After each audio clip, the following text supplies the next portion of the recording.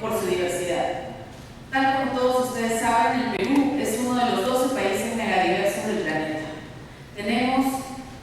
Tenemos más de 85 climas de los 118 climas que hay en el mundo. Tenemos diferentes pisos ecológicos y solamente basta con ir de Lima a Huancayo para darse cuenta que cruzas una diversidad de ecosistemas diferentes. Entonces, ¿qué pasa si empieza a cambiar el clima en el mundo? Si el planeta se calienta, nosotros, como peruanos, probablemente diremos, bueno, eso pasa en Groenlandia, eso pasa en la Patagonia, eso pasa en Estados Unidos, eso pasa en Japón. No, eso también pasa en el Perú. Al calentarse el planeta y aumentar la temperatura, entonces empezaremos a sentir, como de hecho ya lo estamos sintiendo, algunos cambios en la variabilidad climática del país. Entonces veremos que, por ejemplo, en San Martín, donde estuve la semana pasada, las temperaturas llegan hasta 32 grados, cuando antes los registros llegaban a 28. Esto significa que la variabilidad climática ha aumentado, y esto está haciendo que quebradas que antes pasaban por ciertas zonas de San Martín, donde se asentaban comunidades, ya no existan. Estas quebradas se secaron, las comunidades no tienen agua, por lo tanto migran y hacen nuevos asentamientos humanos en otros lugares. Esto es uno de los efectos de los cambios climáticos en el Perú. Pero tenemos otros. En la agricultura, la pesca y la ganadería son actividades altamente vulnerables. ¿Por qué? Porque dependen del clima. Los que son aquí agrónomos o tienen empresas agropecuarias o alguna vez en su vida han sembrado una planta en su jardín, saben que hay una temporada del año en que la planta florea, hay una temporada del año en que la planta da fruto, hay una temporada del año en que la planta germina. Y esa temporada del año está regida básicamente por el comportamiento del clima. Si el clima está más caliente, entonces va a haber cambios en los momentos de floración, en los momentos de producción de frutos y en los momentos de germinación de nuestras semillas. También va a depender de la disponibilidad de agua. ¿Por qué es importante? Aquellas que se dediquen a la exportación, por ejemplo. ¿Qué le pasaría a un productor de mango en Piura si de repente su producción ya no sale en la ventana de exportación en la que ellos venden su mercado al exterior? Se estoquean de mango y luego terminan o enterrándolo o tratando de alguna forma inundar los mercados nacionales porque a nivel internacional ya no le aceptan el mango, está fuera de fecha, entra otro mango que viene de otro lugar. Es un ejemplo práctico en el cual se puede mostrar qué es lo que pasa cuando hay una variación en el momento de la floración y en el momento de dar frutos de nuestras plantas y cómo esto afecta a las diversas actividades económicas del país. Otro impacto que se va a tener es la dependencia de fuentes hidroeléctricas.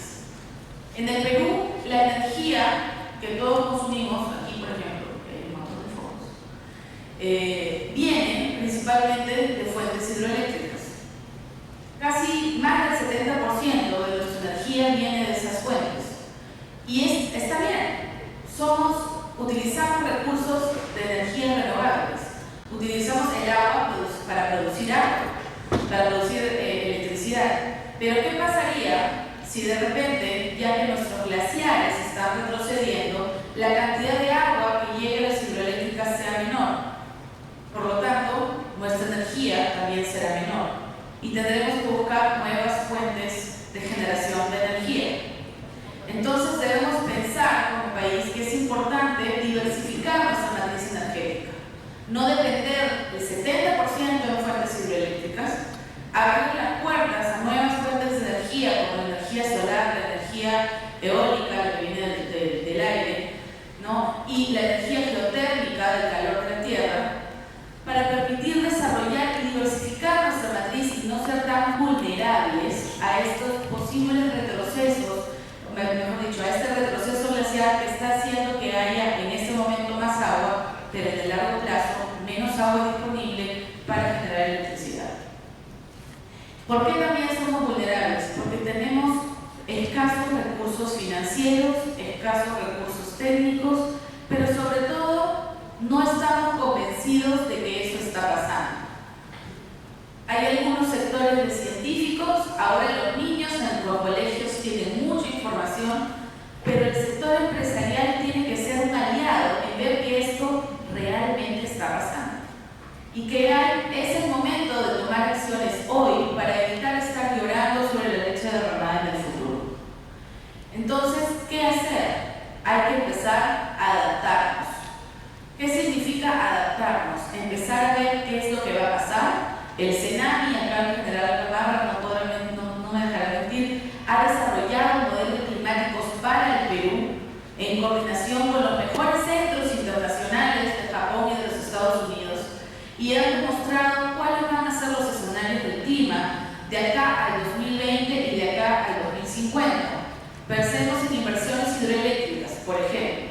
Las inversiones hidroeléctricas se demoran 5 años en construirse y tienen aproximadamente 30 años de duración, de tiempo de vida.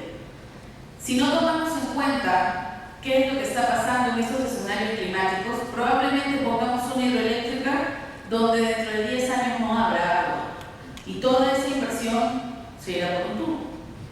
Entonces es importante tomar en cuenta los avances científicos con los que contamos para poder tomar mejores decisiones. ¿Qué más está pasando en el Perú? Fenómeno del Niño.